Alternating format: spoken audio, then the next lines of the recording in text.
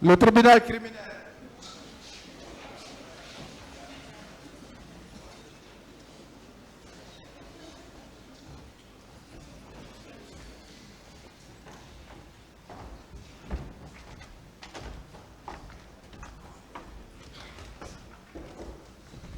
L'audience est reprise, veuillez vous asseoir.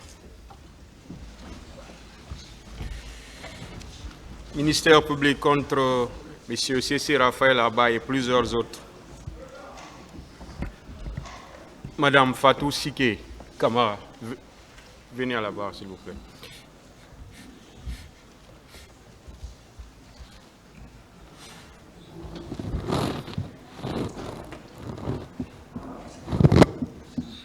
La défense pour les questions.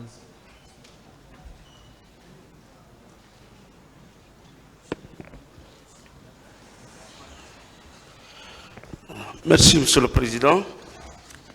Merci, Messieurs les assesseurs.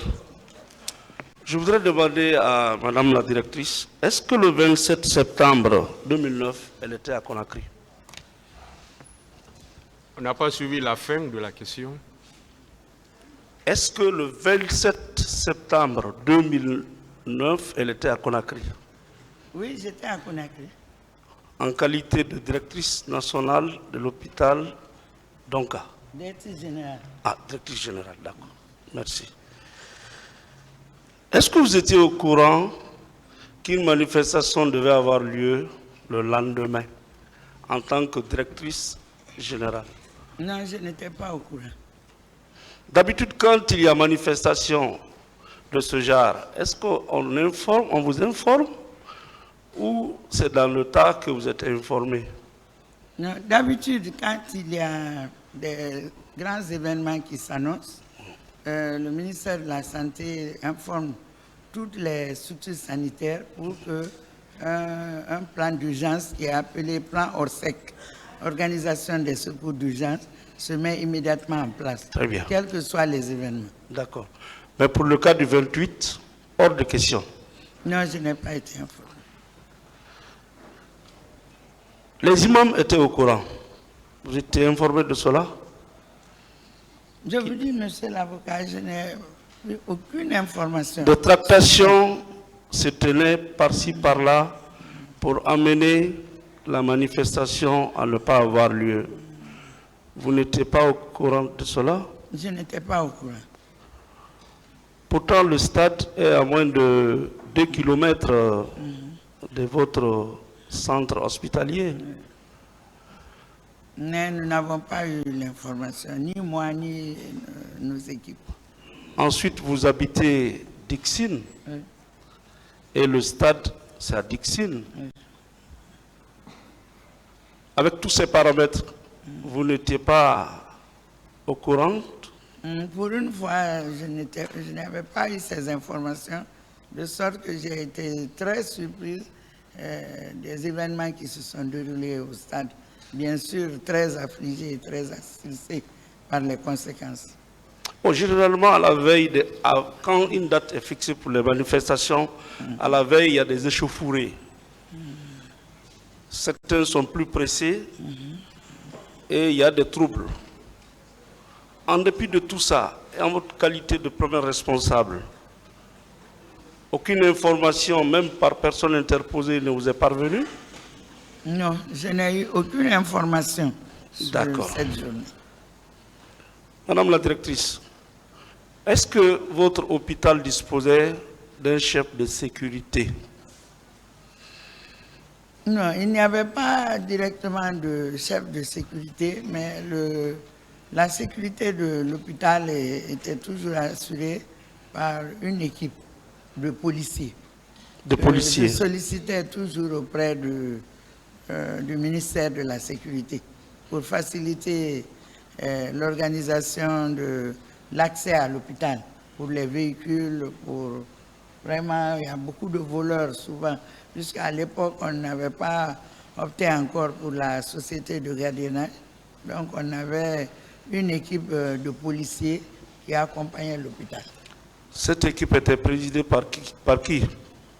Non, bon, il n'avait pas de président, il faisait le travail par rotation. Et quelle était Mais ils n'étaient pas même très nombreux, hein. Il y avait peut-être 4 ou 5 comme ça. Et quelle était la compagnie? Pardon? La compagnie qui sécurisait les installations hospitalières. C'est le CMS qui m'aidait à voir ça parce qu'il y a tout le temps des voleurs qui descendent à l'hôpital, qui rentrent dans les salles des malades ou qui tentent de voler. Donc ces équipes nous aidaient régulièrement pour... C'était une délégation d'État ou bien c'est seulement dans l'informel que cette équipe venait? C'était un détachement? Oui, bon, c'était un petit détachement parce que je sollicitais moi-même personnellement ça auprès des services de sécurité. Et la CMS là était dirigée par qui? Non, je ne me rappelle plus. D'accord. Votre service de sécurité ne vous avait pas informé les services de renseignement à l'hôpital? Non, non. Personne? Non, personne. D'accord. Sinon, je suis une femme en politique, mais malheureusement, je n'entends pas bien. Je n'entends pas bien, s'il vous plaît. Sinon, je suis une femme suffisamment informée de la réalité dans le pays, mais pour une fois, je n'avais pas eu cette information. D'accord. Le 27, quelles étaient les statistiques de votre centre hospitalier, c'est-à-dire que le nombre de malades, le nombre d'alités, le nombre de blessés, le 27? Bon, là, il faudra que je me réfère aux archives, je ne peux plus me rappeler de cela. Mais on n'a jamais atteint un tel chiffre. Les urgences en une journée, s'il y a des accidents ou des cas d'urgence, puisque les urgences sont réparties en unités. Il y a l'unité des urgences traumatologiques, il y a l'unité de la pédiatrie, l'unité des soins intensifs, l'unité de la médecine, plus le laboratoire et la pharmacie. Mais malgré que toutes ces unités sont très actives, très opérationnelles, on n'a jamais atteint un tel nombre de cas. Peut-être dans la journée, toute unité confondue, on ne peut pas avoir 30 à 50 malades dans la journée. Donc, chaque jour, on vous remonte les statistiques oui, nous avons un service des malades de tous les services. Oui. À ne pas confondre avec ceux du 28. Oui, c'est différent. C'est différent. Ce jour, le nombre a vraiment augmenté. C'était vraiment un chiffre, puisque je vous dis, en une journée, on s'est retrouvé avec plus de 500 blessés, situation à laquelle nous n'avons jamais été confrontés. Est-ce que vous vous rappelez du nom du médecin-chef qui était du jour aux urgences? Bon, on a fait la liste des agents de santé qui ont travaillé ce jour, toutes ces journées. Ça faisait 248, près de 250 agents, tout agents confondus, parce que c'était un jour férié. Donc, il y a dans les services les équipes de garde et de permanence seulement. Mais tous services confondus, et toutes ces équipes se sont mobilisées pour accompagner la prise en charge médico-chirurgicale au niveau du service des urgences. Et il y en avait, la liste nominative est là, 248 agents. Et qui était le chef de service ces jours-là? Bon, le chef de service des urgences, bon, je ne vais pas dire son nom, je le dirai directement au monsieur le président. Vous pouvez dire son nom. C'est pas la peine, monsieur. Vous-même, vous avez dit le nom de beaucoup de personnes ici. D'accord, bon, en tout cas, c'était le chef de service des urgences à l'époque. Et comment il s'appelle? Vous tenez à ce qu'on dise son nom. Madame. C'est le chef de service des urgences à l'époque et je crois que lui-même, il doit intervenir. Est-ce que vous savez que vous avez vécu cet événement malheureux dans les moindres détails? Oui, ça quand même. Voilà. Et ici, c'est la maison de la vérité. Oui, ça, il n'y a aucun problème. Et nous avons bien collaboré. Et quand vous allez demander à l'administration de l'hôpital, donc au ministère, de vous faire parvenir le nom du chef de service de... Est-ce que vous pouvez, les techniciens, vous pouvez approcher le micro? Oui. D'accord. Donc, En tout cas, c'est un chef de service avec qui nous avons bien collaboré. Et vous vous abstenez de dévoiler son nom ici. Ce n'est pas nécessaire parce que moi, chaque fois qu'on dit mon nom ici, bon Dieu. Bon, c'est ça nécessaire, devient hein, difficile c'est pour nécessaire. nous. Ah, mais vous le savez déjà, puisque je crois que vous avez... Si on le savait, on n'allait pas vous le demander. D'accord. Continuez, maître. Merci, Monsieur Je le vous le Président. dirai directement, Monsieur le Président. À lui directement? Ou à vous directement. C'est ici. Bien. Après, ici, moi, vous n'aurez jamais accès Ah, à c'est ça, c'est ma ça. personne. Donc, si vous pouvez le dire, c'est le lieu. C'est important. Allez-y, D'accord. maître.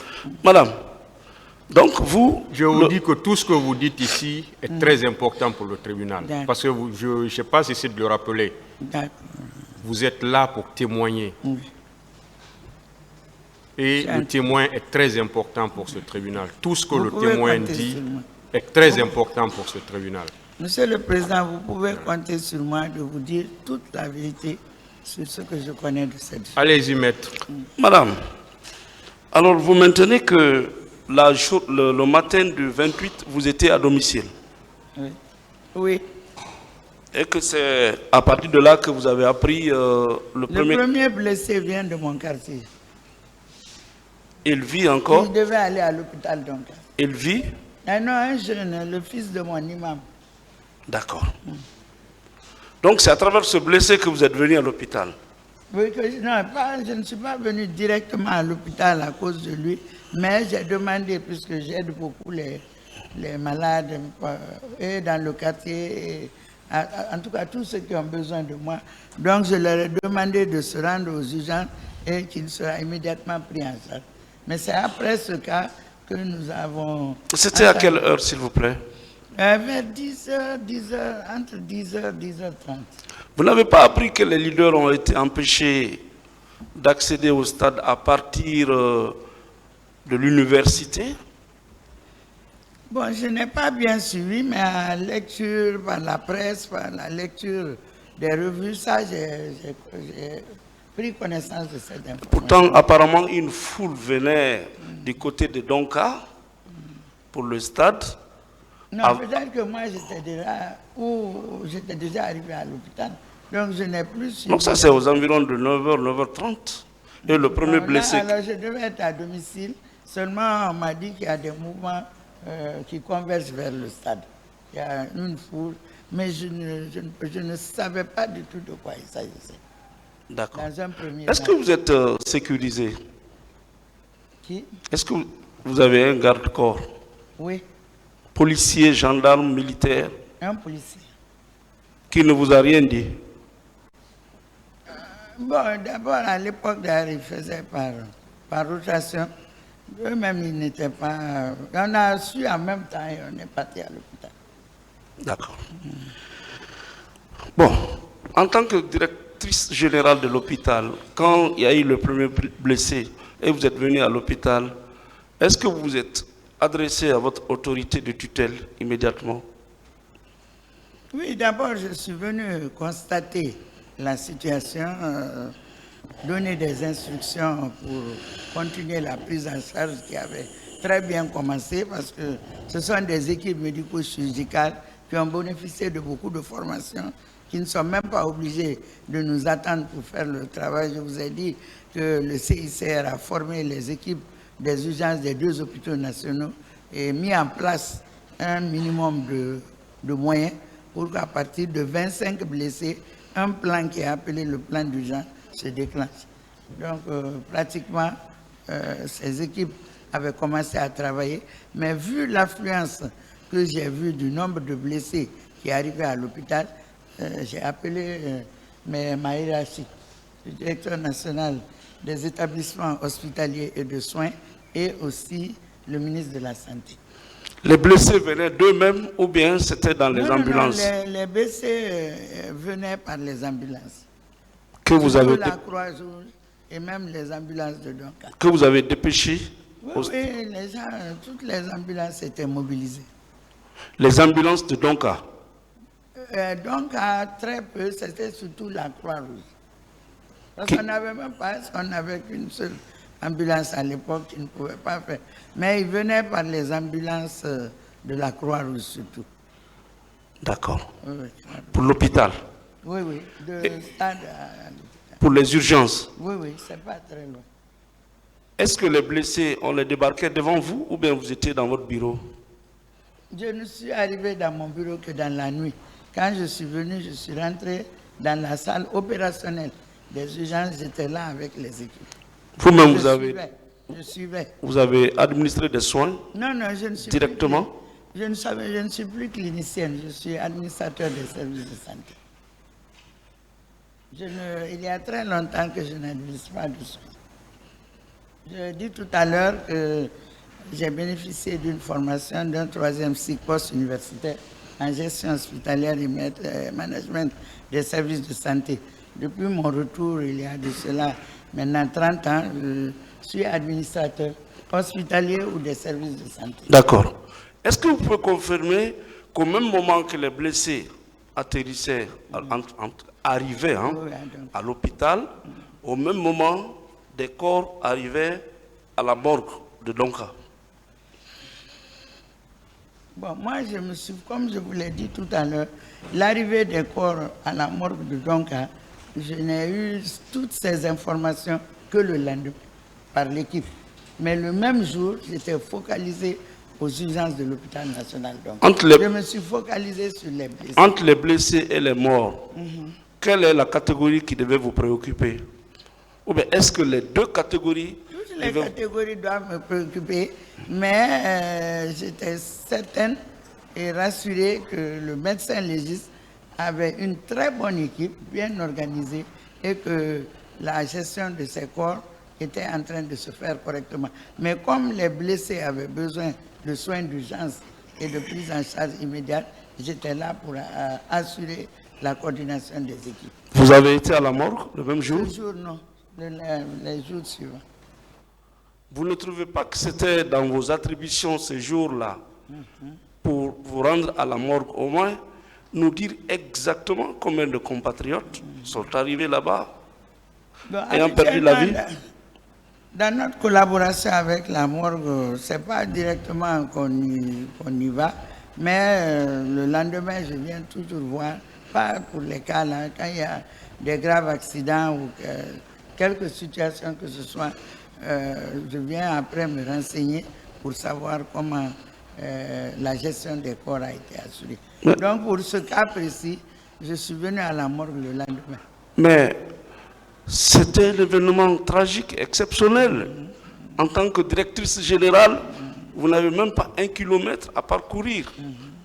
Et Donka relève, la morgue de Donka relève de vous, non? Même s'il y a un médecin légiste là-bas, mais administrativement, vous êtes la première autorité. Comment on peut comprendre que vous n'ayez pas le temps d'aller à la morgue? Bon, ce n'est pas que je n'ai pas eu le temps, mais vraiment, vous ne pouvez pas savoir imaginer devant quelle affluence de victimes nous nous sommes retrouvés ce jour. Quand je vous dis plus de 500 blessés, imaginez de quoi il s'agit. Nous avons géré cela. Et comme la morgue n'a pas eu directement besoin de moi, eux-mêmes, ils ne m'ont pas fait appel. Il faut attendre que la morgue ait besoin de vous pour aller... Non, pour ce cas précis, mais le lendemain, je m'y suis rendu pour voir, pour prendre les informations sur la situation. Donc le même jour, vous n'avez pas été à la morgue? Non, je n'ai pas été. À la veille, vous n'étiez pas informé qu'il y avait des événements? Je n'étais pas informé. Alors que vous êtes directrice générale Vraiment. de l'hôpital depuis 2008. Vous n'avez...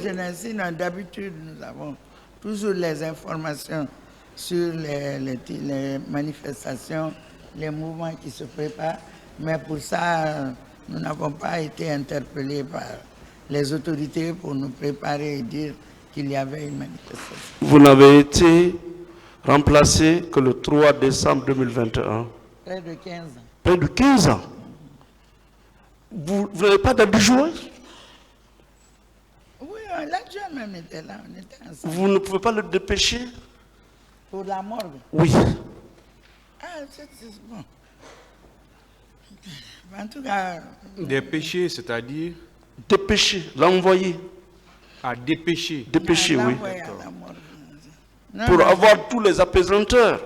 Vous êtes avec les blessés, mais en même temps, on transporte des corps.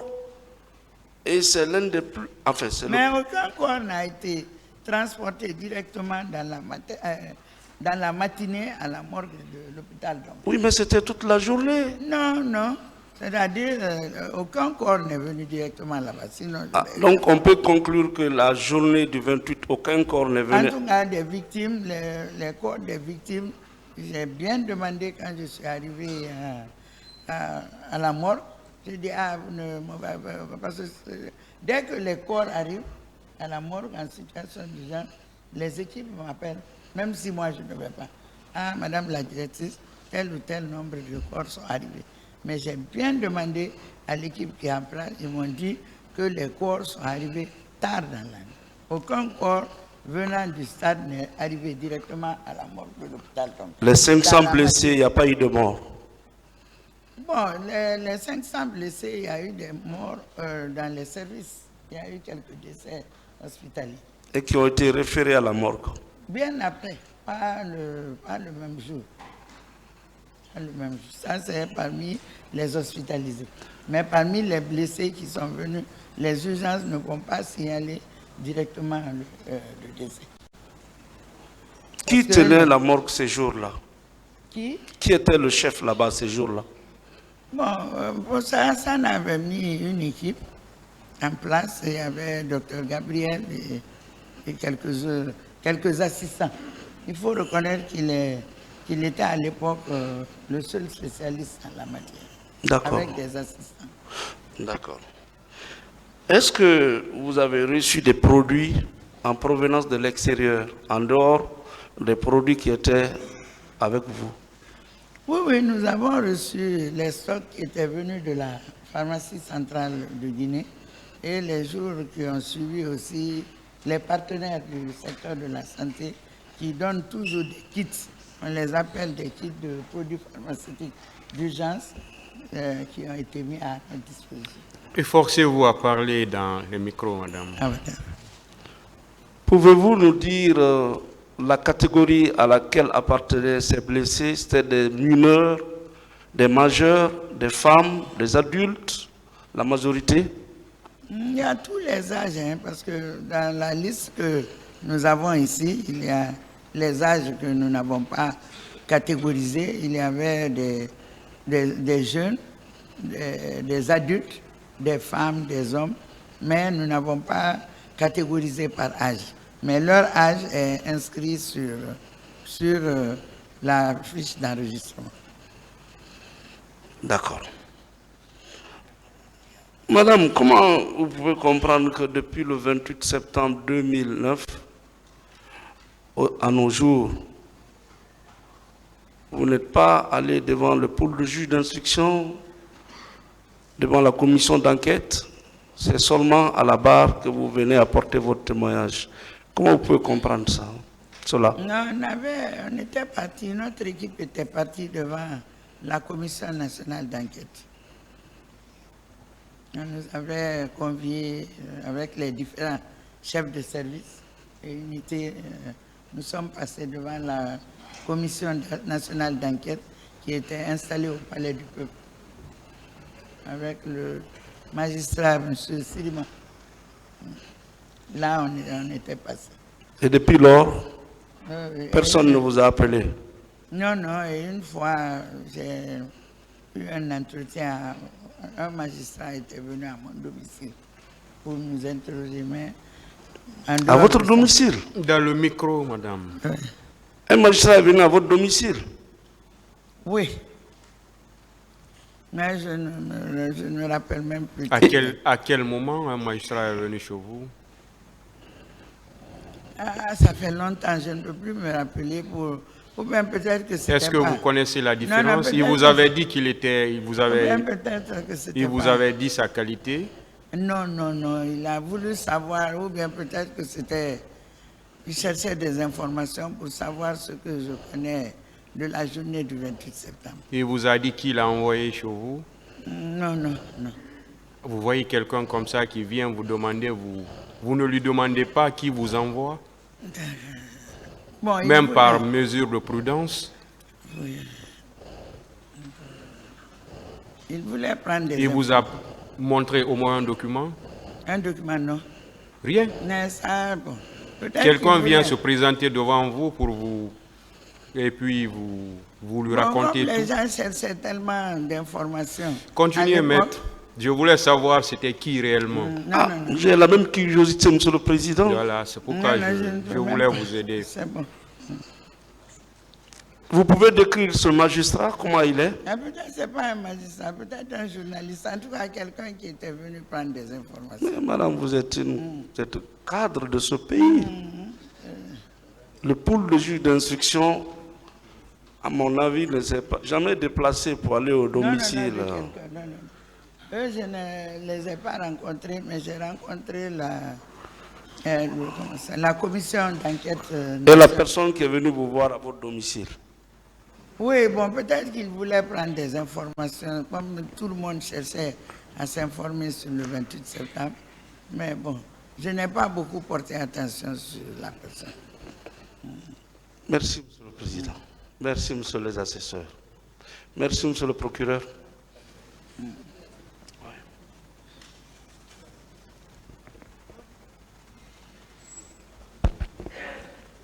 Merci, Monsieur le Président, Messieurs les assesseurs. Madame la directrice, bonjour. Bonjour, monsieur l'avocat. Moi, je vais partir à l'essentiel de votre présence ici en tant que témoin. Madame, vous vous rappelez, un huissier était allé vers vous pour vous entendre sur procès verbal au compte de Abdoulaye Chérif Diaby, colonel Abdoulaye Chérif Diaby. Vous vous rappelez un peu? Au mois de novembre. Oui, c'est pour ça que j'ai dit que quelqu'un est venu me voir, mais je n'ai D'accord. pas Ok. décliné son identité. Tout à fait. Voilà. Alors.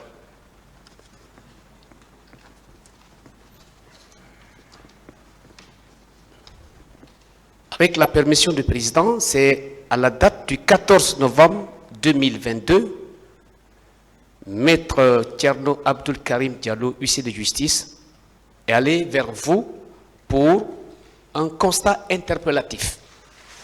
Alors, Madame, je vais vous poser des questions sur la base de la déclaration faite par vous devant cet huissier. On va commencer par ça. Bien. Lorsque l'huissier, vous l'avez reçu, vous avez déclaré qu'à 10 heures, une ambulance est venue me chercher parce que le plan d'urgence a été déclenché. Vous confirmez ce que vous avez dit tout à l'heure, que le plan d'urgence avait été déclenché? Oui ou non? Oui. Très bien. Est-ce que l'arrivée de Monsieur le ministre de la Santé à Donka est intervenue après que le plan d'urgence ait été déclenché? Bon, même moi, quand j'arrivais, ils avaient reçu plus de 25 blessés déjà. Parfait. Voilà. Ce plan d'urgence a été déclenché par le fait que l'affluence de ces blessés au sein de l'hôpital, oui ou non? Oui. Parfait. Lorsque vous avez eu à communiquer avec Monsieur le ministre et il est intervenu automatiquement dans les intervalles d'heures qui suivaient, à Donka, il vous a trouvé présente, oui ou non? Oui. Bien. Monsieur le ministre de la Santé est arrivé à Donka. Puisque ça fait déjà un peu longtemps, depuis 2009, à date, il y a au moins 14 ans qui se sont écoulés. Mais pour peut-être, vous pouvez vous rappeler des personnes qui étaient entourées de vous ce jour-là. Alors, est-ce que ce jour, Dr Soiré était présent?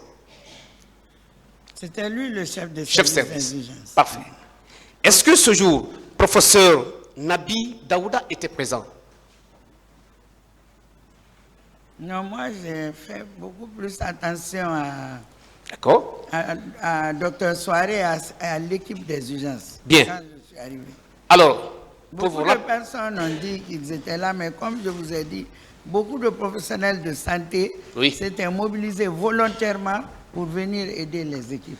Ces Mais professionnels- je ne peux pas identifier tout le monde. D'accord. Pour vous rappeler rapidement, pour aller à l'essentiel, aux questions, ces professionnels de santé, il y avait parmi eux professeur Biro, Dr Sékou Kondé, qui était directeur national des hôpitaux. Et il y avait aussi professeur Nabi Daouda. Alors, Madame la directrice, je voudrais savoir, en présence de ces grandes personnalités au sein du département de la santé, est-ce que Colonel Diaby peut se permettre de porter des coups aux blessés à la présence de ces personnalités, y compris vous? Est-ce que c'est possible? Bon, je ne peux ni infirmer ni confirmer, mais ça ne s'est pas passé devant moi. Parfait. D'accord. Alors, vous dites toujours dans votre PV, lorsque l'huissier est allé vers vous, vous dites que vous avez enregistré 815 au moins et 833 au plus. Vous confirmez cela? Des blessés, des cas de blessés. Non, mais 815 qui ont été validés et signés. Bien. Voilà. Madame, ce que vous avez déclaré tout à l'heure, ça se confirme par votre déclaration devant l'huissier. Mais au-delà de ça, madame, est-ce que aviez-vous reçu un courrier de monsieur le procureur, ici présent, près de ce tribunal, vous demandant la situation exacte ou les statistiques exactes des événements du 28 septembre? Vous vous rappelez de ce courrier? Non, moi je n'étais plus en fonction. Ah oui, d'accord. C'est vrai. Le procès a commencé. Oui. J'ai eu l'information qu'il y a eu, je crois que vous appelez transport judiciaire, vers l'hôpital d'Onka pour vous avez raison, madame. visualiser les statistiques. Je suis d'accord, vous avez raison. Et puisque l'administration, c'est la continuité, voici, à la demande de monsieur le procureur de la République, de son courrier numéro 5 du 24 octobre 2022, relativement à votre demande de mise à disposition de la liste de toutes les personnes décédées et les dépôts de corps à l'hôpital national d'Onka pendant les événements du 28 septembre. J'ai l'honneur de vous transmettre la liste globale des victimes reçues à l'hôpital national d'Onka et la répartition des cas de blessés pour toutes fins utiles. Point. Madame, tout à l'heure, à la réponse de ce courrier, l'actuelle administration de Donka a renvoyé un rapport à monsieur le procureur. Et les statistiques que l'actuelle administration a présentées et ce que vous avez présenté ici, c'est exactement le même rapport, le même résultat. Vous avez dit au départ ici que la première journée du 28 septembre, que vous avez eu 4 cas de viol ou de violence sexuelle. Très bien. Est-ce que vous savez que dans ce rapport, pour cette journée, effectivement, il y a eu 4 cas de violence sexuelle, selon la réponse faite par la direction de Donka à la demande de monsieur le procureur. Ici, ça a été communiqué à toutes les parties par le soin du parquet même. Donc, ce que vous avez dit, c'est exact. Madame la directrice, alors, dans votre déposition tout à l'heure, vous avez dit qu'il y a eu des victimes qui ont fait l'objet de répartition selon les cas. Oui ou non? Est-ce qu'il y a eu des victimes où il y a eu des tableaux de répartition selon, par exemple, des structures d'accueil? Il y en a eu, non? Autrement dit, certains services de santé de la place ou des structures sanitaires qui viennent en appoint à l'hôpital national d'Onka ont fait aussi le même boulot que l'hôpital national d'Onka. Oui ou non? Oui. Madame, pour vous rappeler un tout petit peu, dans le rapport d'enquête nationale, à la page 18, votre service a envoyé les statistiques à ce comité, à cette équipe. Est-ce que l'hôpital national d'Onka, comme vous l'avez rappelé, avait présenté un effectif de 836 victimes? n'est-ce pas là la confirmation ou la conformité avec ce que vous avez dit, déclaré tout à l'heure ici? Oui ou non, madame? Oui. Parfait. Soit un taux de pourcentage de 56,48%. Ça veut dire que Donka a reçu plus des blessés qu'ailleurs. Oui. Très bien. En total, il y a 23 structures sanitaires qui ont été mises en contribution. Oui ou non? Vous vous rappelez? Oui. Bien. Madame, tous ces efforts, ce jour-là, si vous n'étiez pas pied d'œuvre, est-ce que ces statistiques pouvaient être obtenues aujourd'hui? Non. Bien. La Commission nationale d'enquête indépendante, est-ce que cette commission a obtenu ces statistiques par le fait d'un hasard? Est-ce que la commission n'est pas partie à la base pour obtenir ces résultats? Si la commission a obtenu ces statistiques de la part, en provenance de nos structures. Un peu au micro avec la permission du président. Vous dites? Ces statistiques proviennent de nos structures. De vos structures. Oui. Vous avez dit tout à l'heure que également ces victimes faisaient l'objet de répartition en fonction de l'âge. Vous vous rappelez? Vous l'avez dit Oui, aussi. enfin, je dis que l'âge est notifié Bien. sur la liste, mais nous n'avons pas classifié par catégorie. D'accord. Vos différents services ont travaillé dessus. Je renvoie des parties ici présentes à la page 20 de la commission d'enquête indépendante par rapport à l'âge. Madame, aussi par rapport à la profession, avez-vous eu les statistiques dessus de répartition? Non, je ne sais même pas est-ce que les professions étaient là. Oui, les professions sont sur les listes, mais comme je vous ai dit, nous n'avons pas fait la catégorisation D'accord. par sexe, par profession, lieu d'origine. Ces catégorisations n'ont pas été faites. Seulement, les catégorisations ont été faites en fonction des types de lésions. Bien. Alors, il est reproché à Colonel Diaby, pour vous rappeler ou pour vous informer, des faits de non-assistance à personne en danger. Et également, des faits de coups et blessures volontaires. Je prends le dernier cas. En ce qui concerne les coups et blessures volontaires dont fait l'objet mon client. Et ça, ce n'est aucun endroit que Donka. Et vous, vous êtes directrice à l'époque de l'hôpital.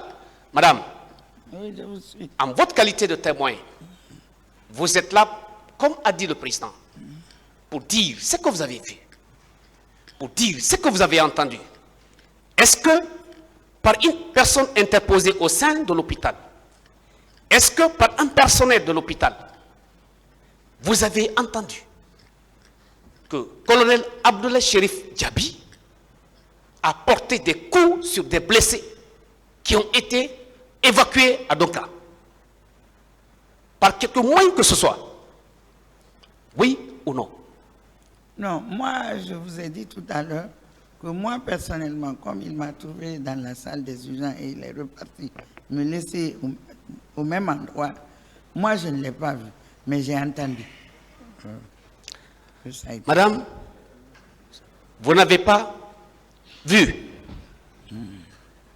étant la première responsable de l'hôpital, qui est la première personne peut-être à avoir une information urgente, vous n'avez pas entendu, Si, vous j'ai n'avez pas entendu. vu. Je n'ai pas vu, mais j'ai entendu parler. D'accord. Plusieurs Selon fois. des rumeurs. Bien. Plusieurs fois. Alors, madame, ce jour, quand monsieur le ministre de la Santé est arrivé, est-ce qu'il était habillé en tenue militaire? Ça, si vous avez des bonnes souvenances.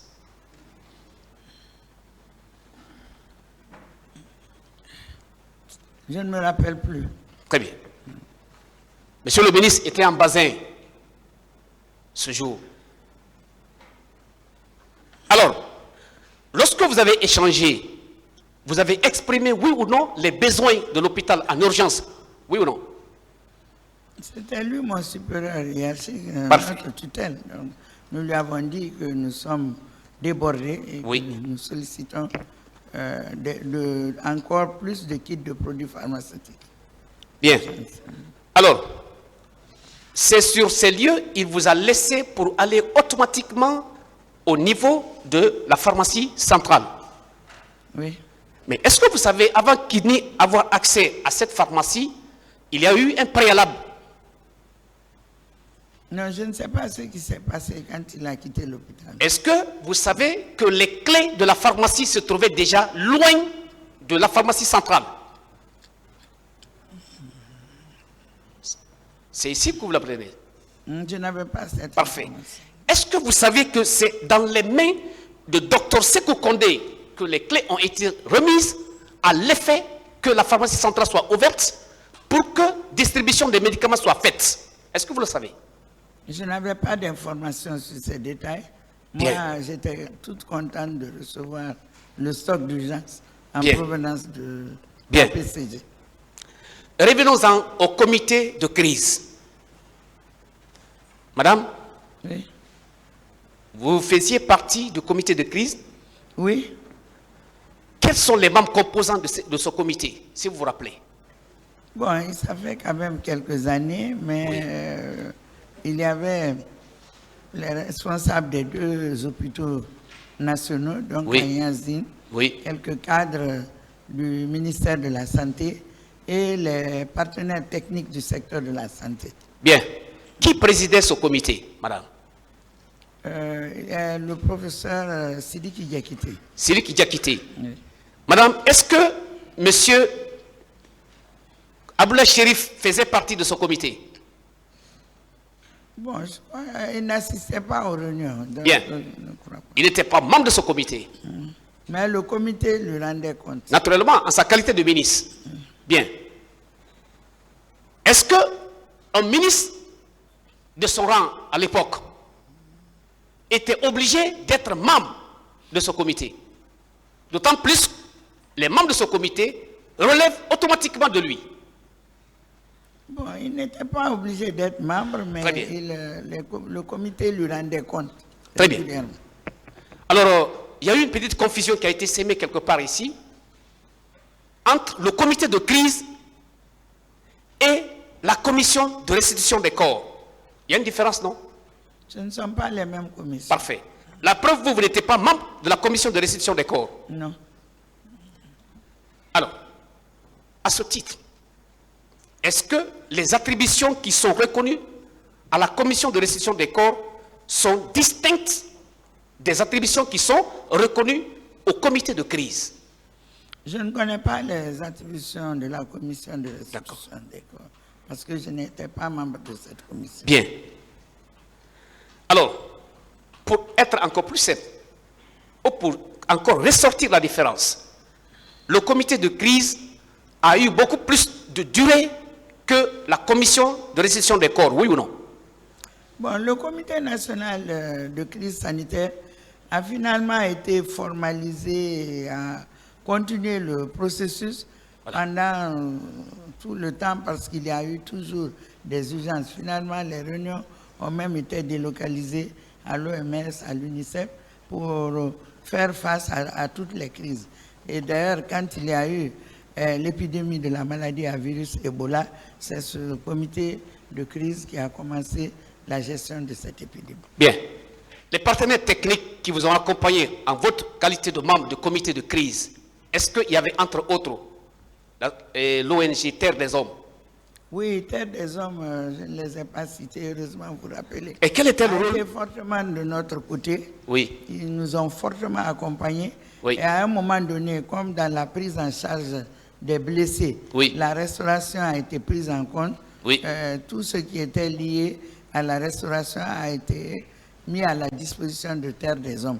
Bien. Il y avait des vivres à l'hôpital donc qui leur a été remis et je crois que les services financiers du ministère de la Santé leur remettaient aussi ce qu'il faut pour l'achat des vivres complémentaires. Alors, dans votre déposition, madame, vous avez dit que lorsque vous avez eu tête à tête avec monsieur le ministre de la Santé, colonel Abdel Chérif Diaby, qui vous a laissé en place à Doka, et il est parti ailleurs. Il est sorti pour aller se rendre à son supérieur hiérarchique.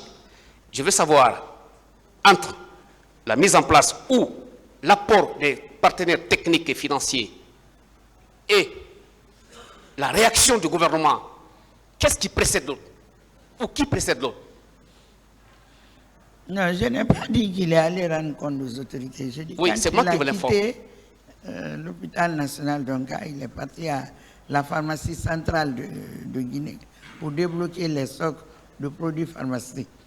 Et c'est cette première activité qui nous a permis de continuer à fonctionner. Et immédiatement, on a suivi l'apport des partenaires du secteur de la santé. Bien. Également, puisque vous étiez la première responsable de ton cas, je ne cesserai de le répéter, est-ce que vous étiez informé de l'existence d'un contrat entre l'ONG Terre des Hommes et le département de la santé dans le cadre de la gestion de ces blessés? Oui, pour la prise en charge. La gestion de blessés, composante restauration. Bien. Ça, j'ai été informé. Puisque Vous avez dit ici que tous les blessés qui sont restés au sein de l'hôpital national d'Onka ont été entièrement pris en charge. je le confirme. Bien. Madame, est-ce que vous êtes censé connaître la personne qui refuse de venir à Donka, qui décide d'aller à une pharmacopée quelconque? Est-ce que vous êtes tenu obligé d'avoir la responsabilité de cette personne? Je ne suis pas obligé. Chaque malade a le libre choix Bien. de son lieu de traitement et de son médecin. Très bien. Alors, est-ce que depuis ce jour jusqu'à date, est-ce qu'il y a eu des patients qui ont déposé des plaintes contre votre direction ou contre vous, en votre personne même, directrice à l'époque, parce qu'elles n'ont pas été prises en charge de manière adéquate? Est-ce que vous avez une seule fois appris cela?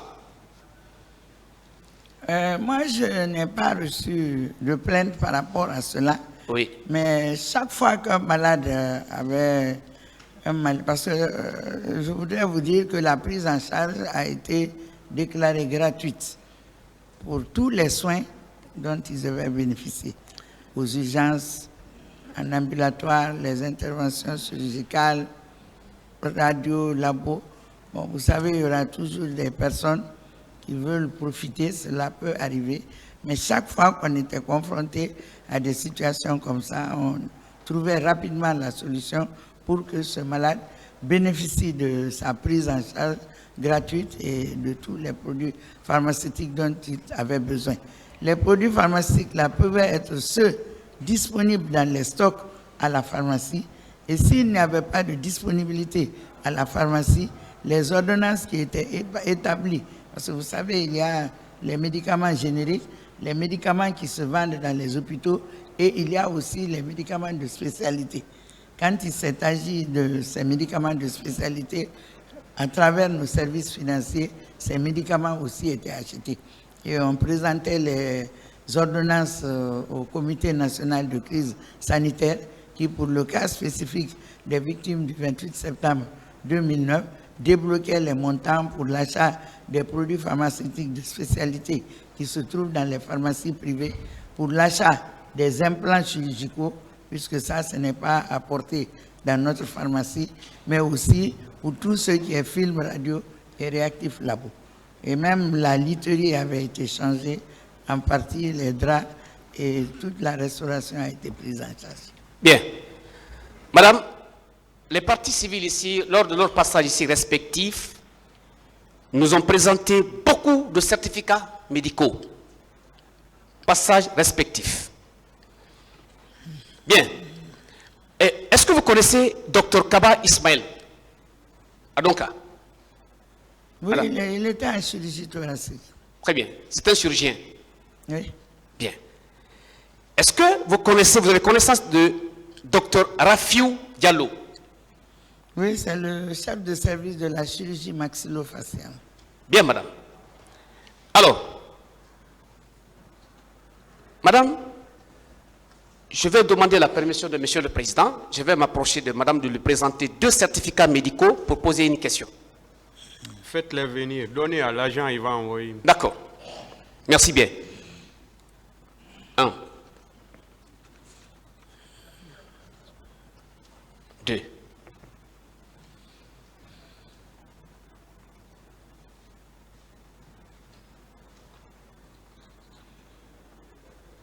Madame,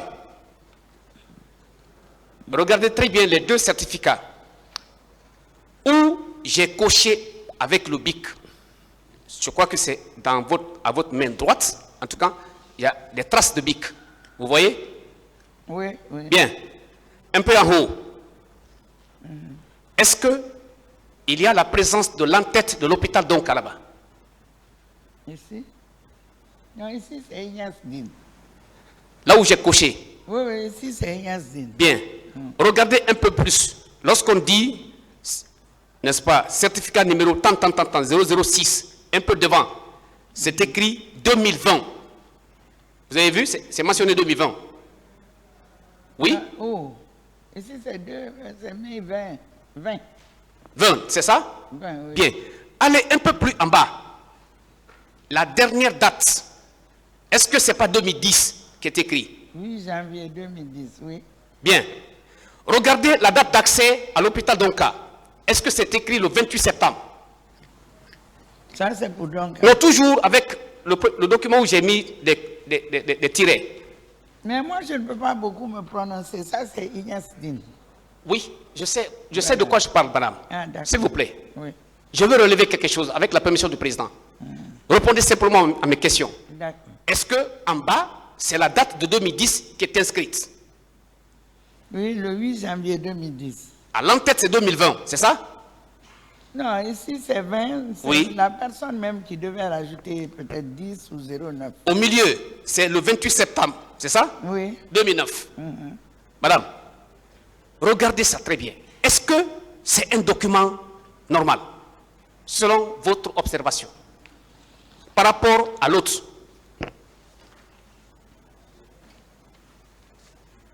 Bon, ici, par exemple, je peux dire que c'est 16 octobre 2009, puisque je vous ai dit, les malades ont été pris en charge dans Bien. le premier trimestre de 2010. Oui. Bon, ici, selon ma compréhension, Oui. Le cette document fiche qu'a signé Dr Kaba. pour son habit Daouda, c'est 2000, mais ils n'ont pas continué. Ils devaient rajouter 2010, c'est-à-dire, ils devaient rajouter 10. Il a dit que le malade a été reçu le 28 septembre Janvier. 2009. Pour ça, le Parce janvier que là. eux-mêmes, Laissez-la finir. Voilà. il a dit que le malade a été reçu parce qu'ils n'ont pas reçu autant de cas que Donka. Mais je sais qu'ils ont reçu aussi des cas. Mais tous les certificats médicaux n'ont pas été établis le jour de leur réception. Il y a des certificats médicaux qui ont été établis bien après, puisqu'on avait mis en place une équipe pour libérer normalement à la sortie du malade le certificat médical. Et les ambulatoires aussi ont été informés que chacun d'eux devait bénéficier d'un certificat médical. Donc moi, à ma connaissance, je trouve normal que le malade ait été reçu le 28 septembre 2009 et qu'il ait bénéficié du certificat médical le 8 janvier 2010.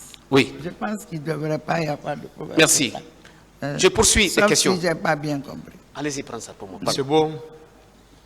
Est-ce que... Bon, Je peut-être- C'est continue. bon, hein, c'est bon. C'est bon. Alors, par rapport à ces certificats médicaux, madame, est-ce que toutes les structures sanitaires vous envoyaient des rapports en ce qui concerne les accès obtenus par des blessés dans les structures sanitaires de la place à l'intérieur, telles que Ratoma, etc., etc. Non, chaque structure sanitaire était habilitée à établir le certificat médical de la victime qu'il avait pris en charge. Oui. Qu'elle avait pris en charge. Donc ceux de Donka avaient leurs certificats médicaux, Ignace Din, les CMC et même les centres de santé qui avaient reçu les victimes. Sauf que, madame, peut-être que vous n'avez pas beaucoup plus observé, Mais ça, ce n'est pas une question, c'est que simplement, là où j'ai tracé avec des bics, il a été mentionné manuscrit le 8 janvier 2010, alors que l'entête en haut, l'intéressé, met 006, ministère de la Santé et de l'Hygiène publique, 2020. Il n'a pas mis C'est bon, ce n'est C'est pas bon, une c'est question. bon, Vous c'est bon, avez d'accord. déjà fait vos Merci, observations merci, dessus. merci, madame. Donc, alors, pour être bref, madame, Oui. le comité de crise, vous étiez membre. Mais est-ce que dans la commission d'enquête nationale indépendante, est-ce que vous avez été associé? Non, nous avons été conviés à répondre à certaines questions et donner des explications sur les victimes que nous avions reçues le 28 septembre 2009. Nous étions en face de, comme nous sommes en face de Monsieur le Président du tribunal. Si je Et comprends nous bien, avons répondu à toutes les questions. Ce jour, je me rappelle, nous étions avec le professeur Namouri, le docteur Soiré à l'époque, il est devenu professeur agrégé, professeur Soiré. Donc pour Maître Salif Biavogui, il s'agissait de professeur Soiré. Voilà. Professeur Hassan, nous étions tous ensemble bien, à la commission. alors, c'est suite à cette invitation faite par la commission d'enquête nationale indépendante que vous avez fourni les renseignements en ce qui concerne les différents tableaux de répartition des victimes. Non, depuis le début, comme je vous ai dit, Oui. nous avions commencé l'enregistrement le 28 septembre 2009 et les données ont été actualisées au fur et à mesure. Parce que vous savez, dans les services, il y a la variation des malades hospitalisés qui sortent, qui rentrent. Il y a ce mouvement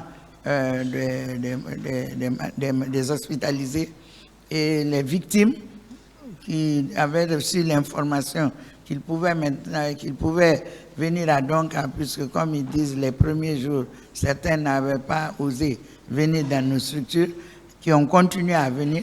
Donc cette liste a été mise à jour jusqu'à pratiquement le premier trimestre 2010. Bon, peut-être à un moment donné, on a dit bon, que tous ceux qui doivent venir peuvent se faire enregistrer et bénéficier de certificat médical. C'est pour ça que vous verrez, le 28 septembre, on ne pouvait délivrer de certificat médical à personne vu l'affluence des malades qu'il y avait aux urgences. Bien. Hier, professeur Hassan était ici à la barre, en qualité de témoin, comme vous aussi. Tout ce qui était lié à la question de la gestion des corps, en sa qualité de premier responsable de ces deux morgues, ça a été réglé. Donc, est-ce que, madame, les questions liées à la gestion de ces corps ne sont pas du tout normalement attribuables à vous? Oui ou non? Bon, la gestion des corps, je ne me suis pas impliqué directement. Très bien. Ça, c'était sous l'autorité du médecin légiste. Merci. Mais Alors, nous avons collaboré étroitement ensemble. merci. Bien. Madame, le second volet des faits qui sont reprochés à mon client, c'est la non-assistance à personne en danger. Il est reproché à colonel Diaby qu'il n'a pas assisté, qu'il s'est abstenu et de manière volontaire, selon vous, lors de la gestion de cette crise. Vous avez dit à cette barre que vous lui rendez compte régulièrement. Le comité national, Le comité national de crise lui rendait compte régulièrement. Je veux savoir, est-ce que les moyens qui étaient à la disposition du département de la santé vous ont été mis à votre disposition? Les moyens matériels, financiers qui venaient en concours pour la satisfaction des blessés, des victimes, est-ce que ces moyens étaient à votre disposition, dont la source, c'était le département de la santé? Oui, chaque fois qu'à travers le comité national de crise, on sollicitait des besoins pour la prise en charge des victimes, ces moyens étaient mis à notre disposition. Donc, à chaque fois que le besoin se faisait sentir, vous remontez l'information au ministre. Au comité national comité. de crise sanitaire. Alors, tout de suite, le comité réagit et le département aussi répond. Oui, c'est ça. Bien. Le fait de faire cela, le premier responsable du département, est-ce qu'on peut le poursuivre? Est-ce qu'on peut le reconnaître comme étant un négligent? Est-ce qu'il a négligé? Bon, par rapport à la prise en charge qui a été organisée, Oui. en tout cas à l'hôpital national, donc, je n'ai pas vu cette négligence. Très bien. Je ne connais pas pour les autres structures. Très bien, madame. Madame, je termine par vous remercier. En toute sincérité, vous avez véritablement abattu un travail colossal parce que le parquet était satisfait du rapport qui a été fait par le département de Ignastine, de Donka. Monsieur le Président, je vous remercie. Messieurs les assesseurs, je vous remercie. Madame la directrice générale, je vous remercie. Merci.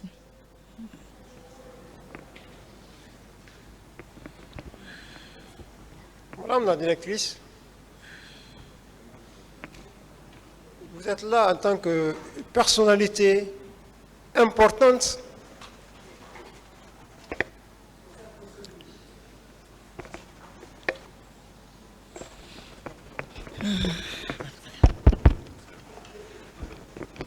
s'il vous plaît. Allez-y, s'il vous plaît. Madame, nous avons des accusés au box qui ont besoin d'être situés sur leur sort. Et vous avez un rôle important pour nous aider à la manifestation de la vérité. L'article 17 du Code pénal dispose que la responsabilité est personnelle. Nous avons besoin, madame, de savoir le rôle joué par la médecine ce jour pour situer les autorités médicales, situer la justice sur le rôle joué par chacun d'eux. Est-ce que vous avez eu à travailler en collaboration avec d'autres spécialistes afin de démontrer la responsabilité des uns et des autres dans ce dossier, notamment la balistique et autres professionnels? Est-ce que vous avez compris la question? Vous pouvez reprendre. En dehors des médecins, Soyez simple, maître. très simple, en dehors des médecins, est-ce que d'autres professionnels sont venus pour situer la responsabilité des uns et des autres? Non, je n'ai pas eu le contact d'autres professionnels, seulement les équipes médicales. Madame la Présidente, docteur, alors,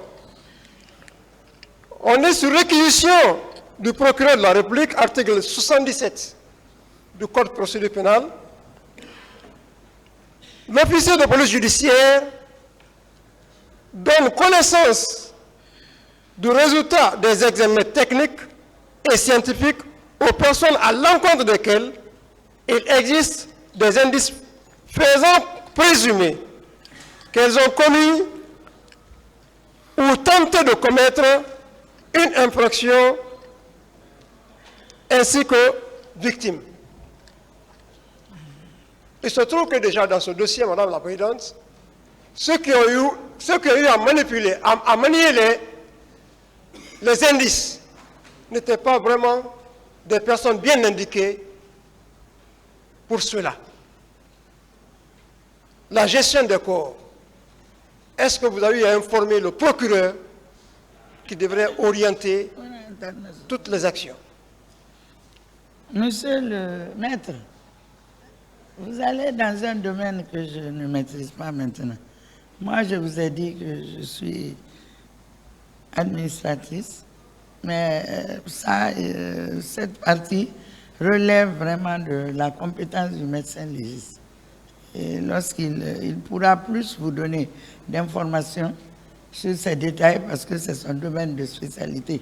Moi, quand je collabore avec la morgue, c'est simplement au niveau des statistiques, liées au nombre de corps qu'ils ont reçus. En tant qu'autorité administrative, madame, Oui. Vous avez pris l'initiative d'informer la justice? Non. Notre code dispose qu'en cas de découverte de mort suspecte, un seul individu, il y a lieu d'informer obligatoirement le parquet d'instance. Est-ce que vous avez fait ce travail? Non, je ne l'ai pas fait parce que je n'avais pas cette information. Entre les militaires et la justice, qui était censé être informé de ce que vous avez constaté, vu le nombre de morts ce jour-là, nombre de blessés ce jour-là, dans des circonstances aussi telles que vous le savez. Je n'ai informé aucun militaire. J'ai informé mon supérieur hiérarchique, ma tutelle, le ministre de la Santé. Mais Alors, je n'ai pas informé de militaires. donc, le problème aujourd'hui, c'est que la justice ne s'était pas mêlée à temps, vu que la justice n'était pas informée. Voilà la situation dans laquelle on se trouve aujourd'hui. On ne sait pas qui a fait quoi, qui est victime de quoi. La médecine, l'hôpital devait vraiment orienter les choses. L'hôpital n'a pas fait ce travail. Ni le médecin légiste, ni vous en tant que l'administratrice de l'hôpital. Aujourd'hui, on est dans le flou. Quelle est la question? La question, c'est que, est-ce que ce n'est pas des ratés au niveau de l'hôpital Donka? Si j'avais l'information à l'époque, mais je n'avais pas l'information que c'est la direction, et il n'a pas été mentionné dans mes attributions que je devais jouer un tel rôle. Madame, toute personne, tout citoyen ayant connaissance d'un crime a l'obligation d'informer le procureur. Et vous, national que vous êtes, vous n'avez pas informé le procureur, le médecin légiste n'a pas informé le procureur, le ministère n'a pas informé le procureur. Pour quelle intention, pour quelle raison? Moi, je me suis focalisé, comme je vous l'ai dit, sur ma mission. Ma mission, c'était de soigner les malades, soulager la souffrance des victimes et sauver des vies humaines. Donc, je me suis focalisé sur ces missions. Et les missions de l'hôpital, ce sont les missions de soins, de formation, de recherche et d'innovation. Donc, nous n'avons pas ces attributions. Ce code prévoit votre travail. Ce code, il prévoit votre travail. Le médecin, vous devrez collaborer avec la justice. Vous avez l'information sur les cas de mort suspects. Aujourd'hui, on n'est pas situé par rapport au rôle que chacun a joué. La question? J'en ai terminé, madame, monsieur le président.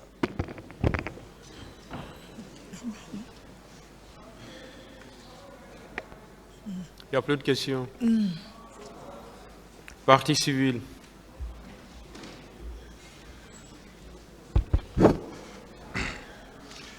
Merci, Monsieur le Président. Madame la directrice, je salue votre sagesse, votre courage. On vous a déjà rappelé plus d'une fois que vous êtes là pour dire ce que vous avez vu, ce que vous avez entendu et ce que vous avez fait à l'époque, au moment des faits, en tant que directrice de l'hôpital. Bien, on va rester dans ce cadre, madame. Je rappelle que nous sommes les avocats des parties civiles, des victimes, voilà, des morts, des personnes violées, assassinées, etc. Aux âmes de nos Merci. Merci, madame. Première question, madame. Est-ce que vous avez entendu, comme tout le monde, comme le citoyen lambda de Conakry, de la Guinée, que le ministre Diaby est allé à l'hôpital il a débranché les sérums des malades, il a donné des coups de pied aux malades. Est-ce que vous avez entendu ça comme moi, comme tout autre Guinéen? Je n'ai pas vu, mais j'ai entendu. Très bien. C'est ce qui nous intéresse, nous, partie civile. Vous avez entendu qu'il a fait ça, n'est-ce pas? Très bien. Très bien.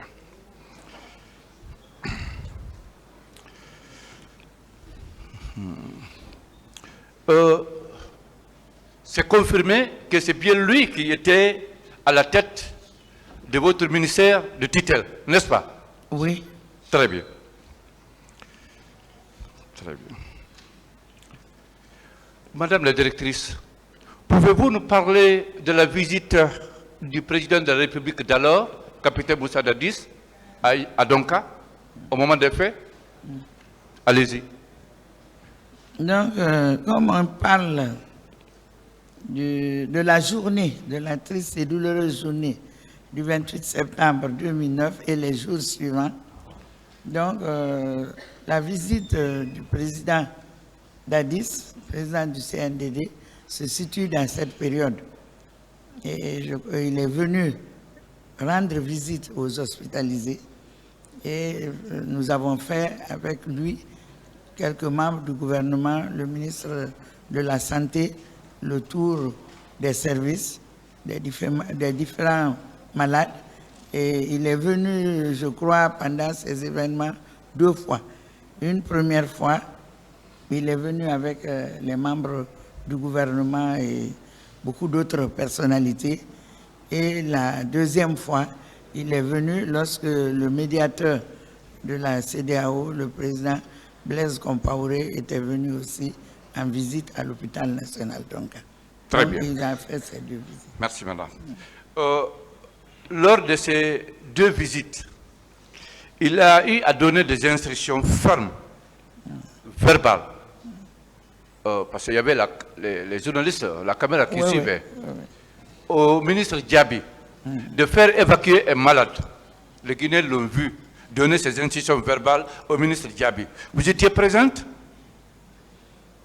Bon, cette partie, je ne me rappelle pas tellement, mais je sais qu'il a donné des instructions pour la prise en charge correcte des malades et que tous les moyens seront mobilisés pour assurer correctement leur prise en charge.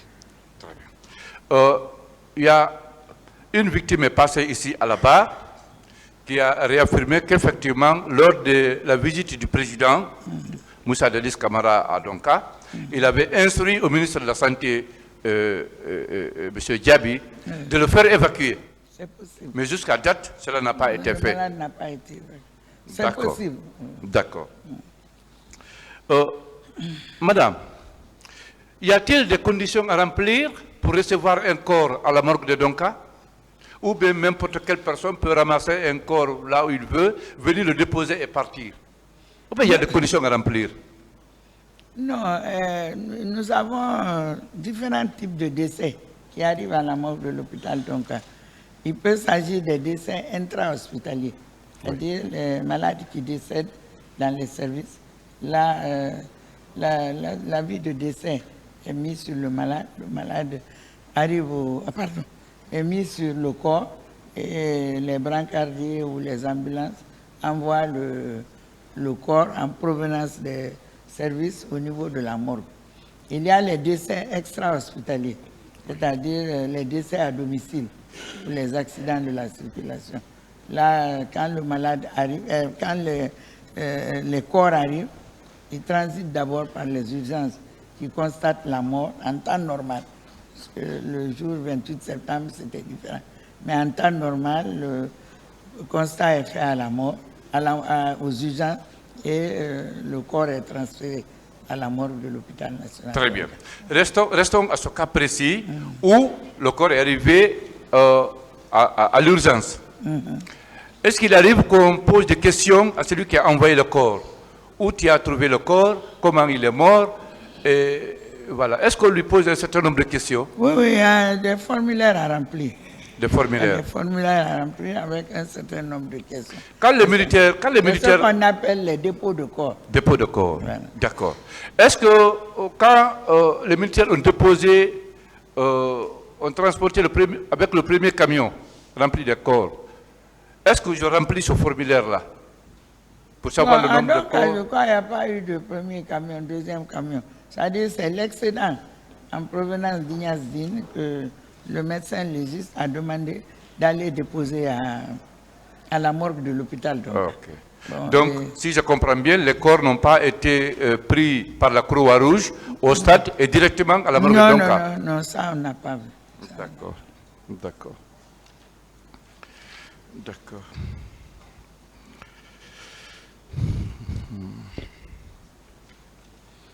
Bien. Madame, je pense que pour empêcher que le nombre de corps ne s'alourdisse à la morgue, il faut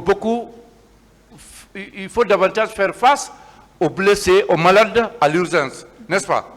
Il faut s'occuper davantage aux malades à l'urgence que de faire face aux morts quand même. Sinon, le nombre de corps va s'augmenter. Parce que tout à l'heure, on vous a dérangé un peu. Ils ont voulu faire comprendre que vous avez négligé les corps à la morgue au profit de ceux qui sont à l'urgence. Et je pense qu'on n'a pas besoin de faire de hautes études. C'est celle-ci que je pose, Monsieur le Président.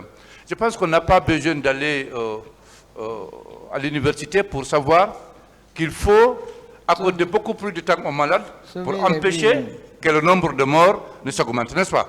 Oui. Très bien. Et vous avez été très intelligente. Vous avez accordé beaucoup plus de temps à l'urgence pour empêcher que les blessés et les malades ne meurent, pour ne pas que le nombre s'augmente, n'est-ce pas? Oui. Très bien, on vous a remercié. Bien.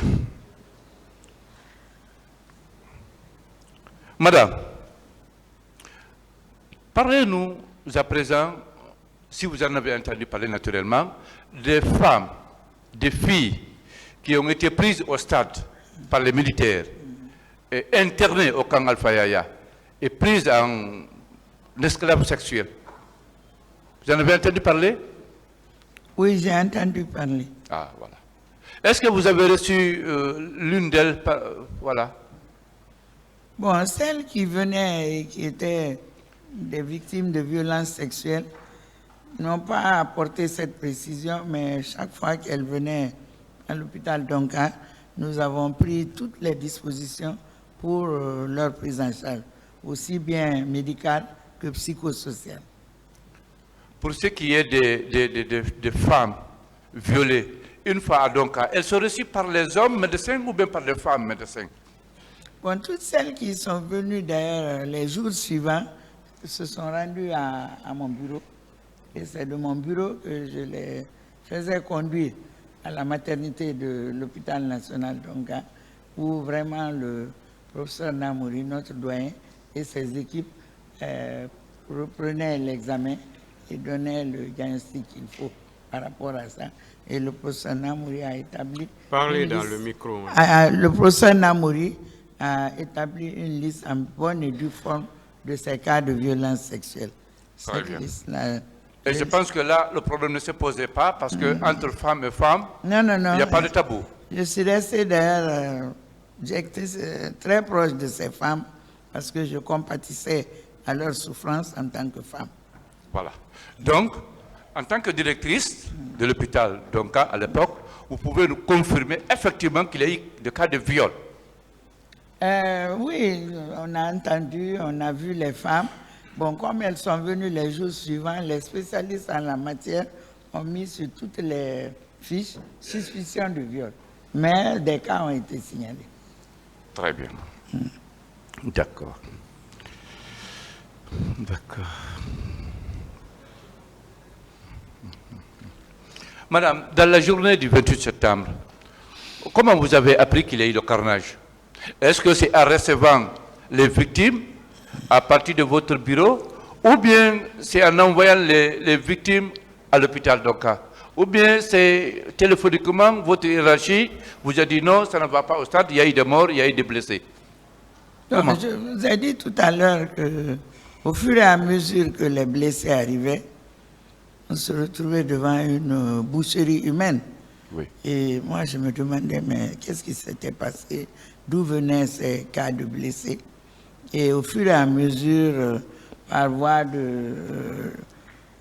parce que je n'ai même pas écouté la radio ce jour directement, mais avec les gens qui venaient, les ambulanciers, qui nous disaient qu'il y a eu des massacres au stade du 28 septembre.